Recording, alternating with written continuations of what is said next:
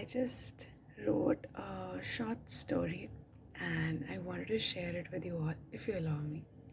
So, the story is of a ghost, of a spirit today. So, nice spirit, harmless. So, you don't have to be scared. So, there was this ghost, this spirit of a woman, right? She had, she had a very tough human life though. She lived in a very poor house and saw very much of a poverty and then saw some abusive stuff all throughout, and it was a very difficult life. And died quite young, like she was only 42. So she died in the bed. And but you know spirit like these, they don't get, you know when they die, they don't know where to go, they don't know where to move. They have seen so much sorrow, so much pain in their life, and she didn't know where to go, she didn't know where to move. So she was staying with the family after her death.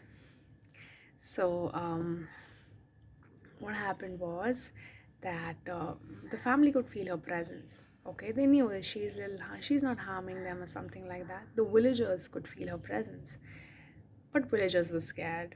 You know how people are. Even things are harmless, they're still scared of things that are beyond their control. They're always fearful, even if something is harmless. But if something is beyond their control, fear is always about you. Fear is never about what is in front of you. So they were scared. They were fearful people. They were not very spiritually developed or evolved, I would say, because they feared things.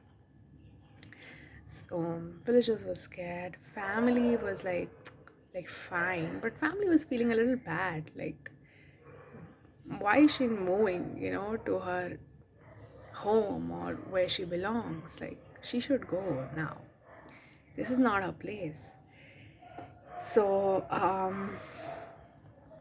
what happened was, family didn't do anything, but villagers, the scared villagers, they came and they said, you should do something about them.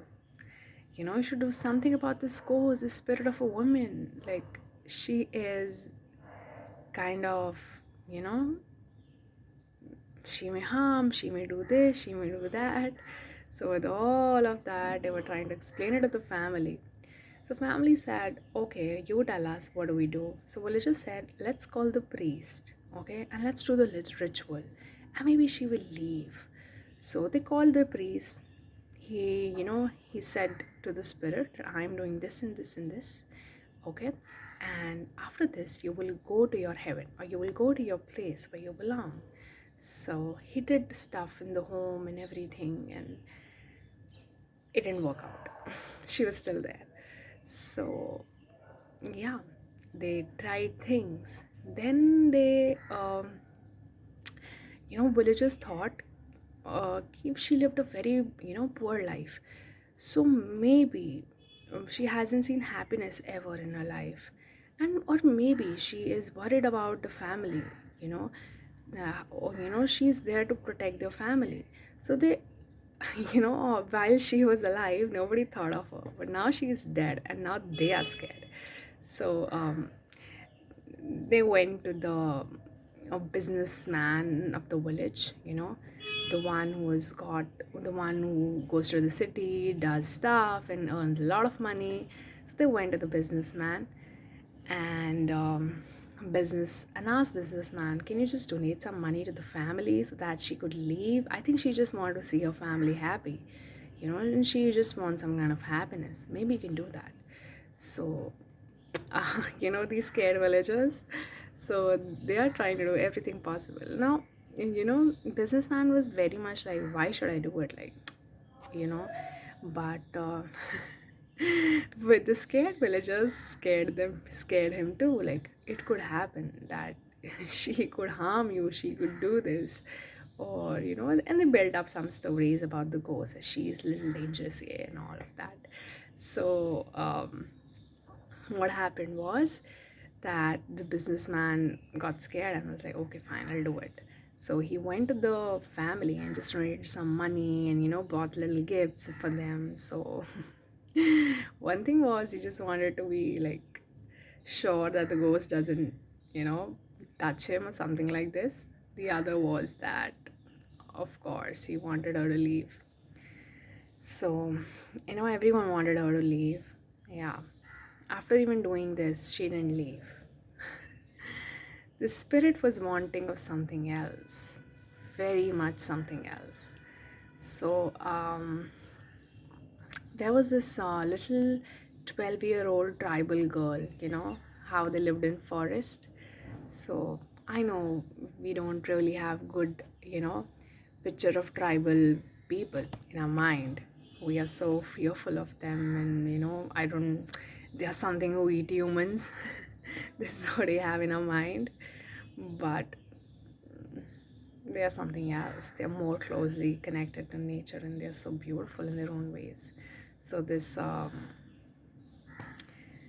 so we have now a 12-year-old girl, and she was so, and when, this thing got to her ears that there is a spirit in the house, she was so excited.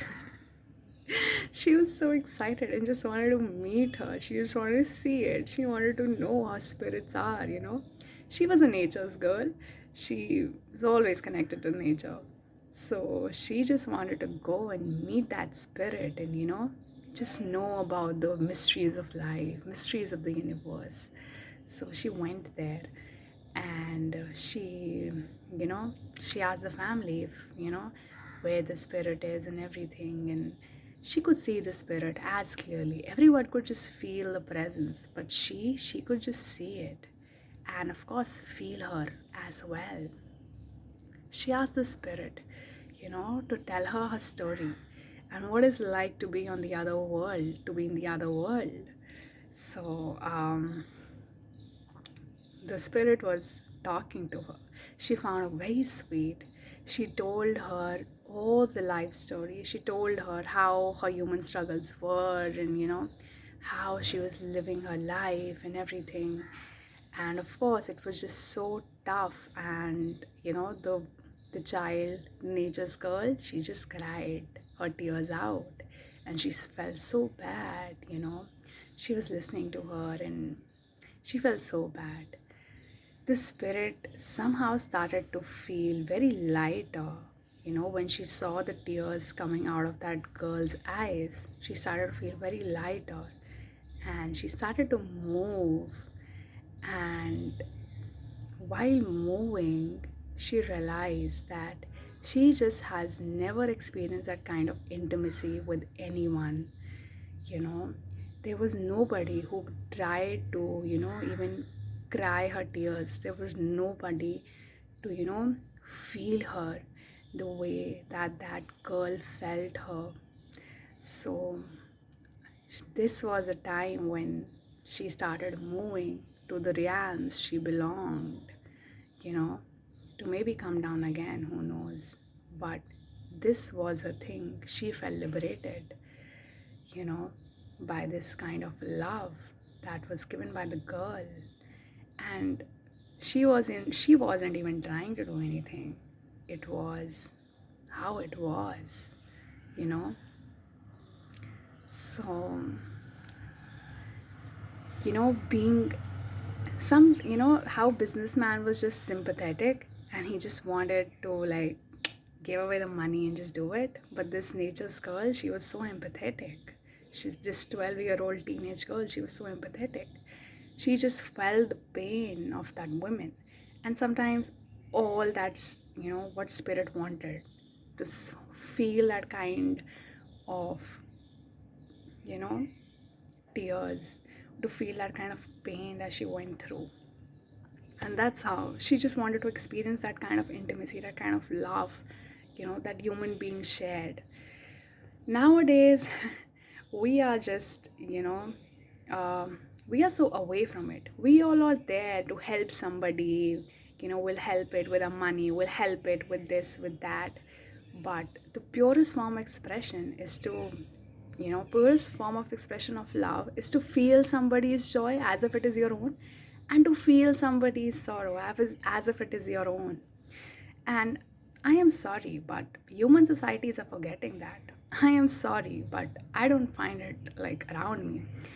You know, I have a little bit of spiritual eyes, and with those eyes, if I see, I don't find even authentic couples. I don't find authentic friendships. I don't find authentic people out there.